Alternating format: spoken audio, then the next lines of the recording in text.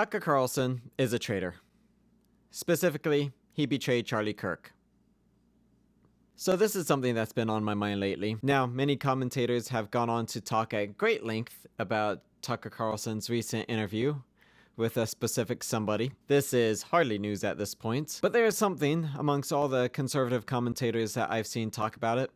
There's a specific detail that I find them missing on this, and that is that Tucker Carlson's interview with a specific person is just a blatant betrayal of Charlie Kirk. So let's get into context to see why this is such a bad betrayal. About 2 days before Charlie Kirk was assassinated, he turned down $2 million from a former donor for his refusal to deplatform Tucker Carlson. 2 days later, Charlie Kirk gets assassinated. Now, of course, since one of the last things Charlie Kirk did on this earth was stand up for Tucker Carlson and his right to speak at Turning Point USA events, Tucker Carlson now kind of has immunity from being released from Turning Point USA. So what does Tucker do just 2 months after his friend who stood up for him dies? He goes and platforms the one person that Charlie was adamant about not platforming. The specific person whom Tucker Carlson platformed, I don't need to say his name. And Charlie Kirk himself refused to say his name, so I'm not going to say his name. But Charlie was adamant about not platforming this guy. In fact, he was so passionate about having nothing to do with this guy that when people asked Charlie about him, he refused to say his name even in response. I've prepared some clips. Notice how Charlie avoids saying this guy's name. Notice instead how he says stuff like, "one of those guys you said," or "there is a corner of the internet." Charlie is intentionally not saying his name because he doesn't want to give any credence to him at all. And through her, I'm kind of finding out about these other characters online, like I'm sure you've heard of him. And these people, they've been active for a long time, and it seems like they've just been ignored, which is working, but now they're kind of surging in popularity.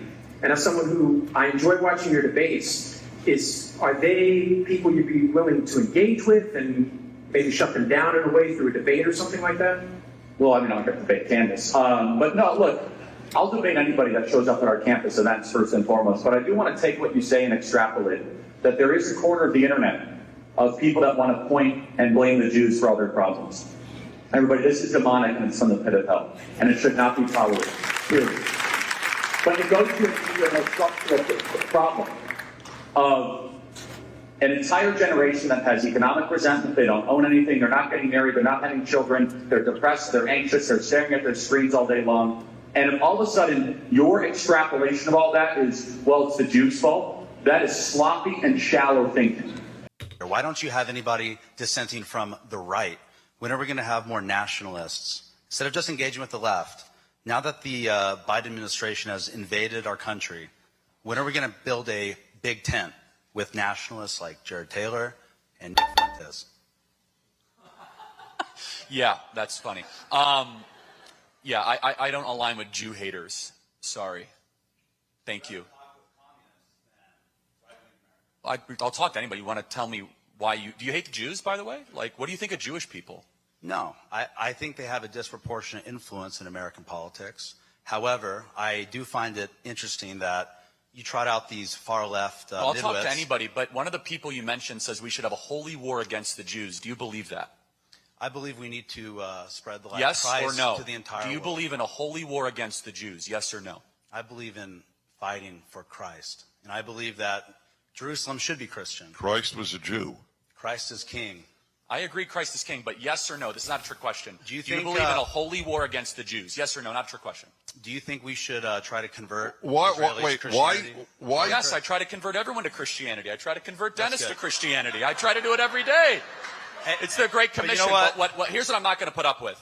I'm not going to put up with Jew hatred. In the conservative movement, in America, I'm not going to put up with that in any way, shape, or form. I'm not going to put up with it. And I'm not going to put up with it. It's disgusting. It's reprehensible. Hi, Charlie. As a TPUSA chapter founder and president, I've seen firsthand how the tide is turning among young conservatives. I say, if you truly believe in open debate in the marketplace of ideas, will you ever be willing to debate Nick Fuentes, or will you wait until his movement forces you to adopt his talking points, as we've seen already? You know, it's funny. I personally do not give a platform to bad faith actors. And I had a whole open about this. And by the way, a really important thing is not to lie and to not bear false testimony. It's fine. I'll answer your question. You said, oh, I want to have a question about Turning Point events. And you obviously lied about your question. Doesn't surprise me because you have deceit. But you know what? Honestly, I'm asked that question all the time. I don't platform trolls. And I don't platform and I don't discuss people or I don't debate with people that are not good faith actors. In fact, Charlie even had a dispute with somebody else from Turning Point USA about the same individual. Dinesh D'Souza wanted to address this person, but Charlie didn't want to give him any light of day. So Dinesh went on and debated him, and Charlie scolded Dinesh for doing this. So the same person that Charlie refused to say his name, refused to acknowledge, and scolded his own friend from debating him, then Tucker Carlson, whom Charlie defended at the cost of $2 million, he goes on and gives him the softest interview known to man. You're a big fan of Stalin? Huh, well, okay, that doesn't really matter. But you know what really bothers me is people who support Israel. And again, Tucker basically has immunity from Turning Point USA because one of Charlie's last acts was standing up for Tucker. And this is the kind of thanks that Charlie gets. This is the person who boasted about impregnating Charlie Kirk's organization. The person who, catch this, said he wants all firepower focused on Charlie Kirk just a month before he was assassinated. Now, why isn't he on Candace's radar? You've got a guy who hated Charlie Kirk, whom Charlie Kirk refused to give him any recognition, who says he wants his followers to murder in his name, and then says all firepower focused on Charlie Kirk, and then Charlie Kirk gets shot. And meanwhile, Candace Owens is like, well, I hear nothing. And Tucker's like, you know who we need to bring on our platform? Yeah. Man. All the while, Candace Owens is just dogpiling all the people at Turning Point USA, accusing them of killing their own best friend, Charlie Kirk. And then these people on the woke right, they start accusing Ben Shapiro for censoring free speech. Well, I'm just asking questions. Am I not allowed to ask questions? What happened to my First Amendment? Having your radical conspiracy theories pushed back on is not an infringement of free speech. What about our free speech to push back? Are we not allowed to question the questioner? Guys, this is Cult Tactic 101. Back when Charlie Kirk was alive, when Dennis Prager and Jordan Peterson weren't in the hospital, when Ben Shapiro was still liked by the Conservative Party, back when Charlie Kirk, Dennis Prager, Ben Shapiro, and Jordan Peterson were the faces of the conservative movement, they were constantly quoting like Milton, Socrates, the founding fathers of America, books all across the Bible, and a whole bunch of other ancient history. The old leaders of the Conservative Party were scholars. Now that these candy corns and gropers are the face of the Conservative Party, there's not scholarship anymore. There's not philosophy anymore. There's not history anymore. There's just 12-year-olds screaming in their Call of Duty microphones. The Conservative Party today is night and day difference than it was 3 months ago. We've been hijacked. These new people are not the true conservatives.